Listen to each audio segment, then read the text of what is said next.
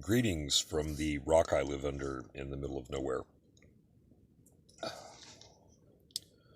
So I really don't think there's anyone that has more passion or more dedication to the training needed to make educational games. I'm sure they're out there. I know there's people that have been to school specifically to train for that.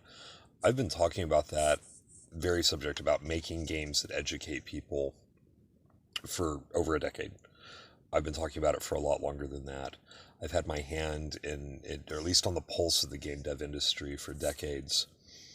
And I've got a book full of games I've written. I've worked on numerous pen and paper games as a hobbyist. I've got a stack of design documents for traditional entertainment games. And there's a series of educational games I want to do specifically in STEM education, and I've seen reports from the Navy, from the Department of Labor, from the Department of Education, and even now in academia, I see just this tremendous lack of understanding and capability for mathematical reasoning and mathematical thinking and logical problem solving, and just even how to go about some of this stuff. And I'm reminded of this young man I met one night at a gas station, and I was buying a Coke, and he asked me what slope intercept was for, if I could give him any explanation of the slope intercept formula.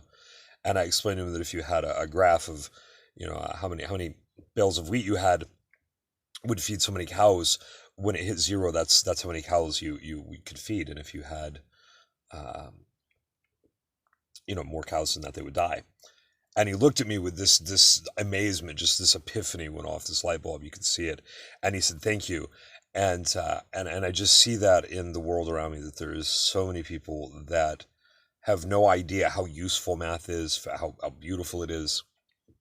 And when I look at videos on YouTube of mathematical visualizations, I just want to grab those and do something with them. So, what do I want to do? I want to take games which are fun and amazing and engaging and exciting, and I want to put them in the hands of people that don't want to read a textbook and sit at the back of the hallway on a hamper or at their kitchen table and do sums and do math homework and try and figure this stuff out. I want to give them something interactive. I want to give them something engaging and exciting and colorful and with um, feedback and sparkles and eye candy and ear glitter.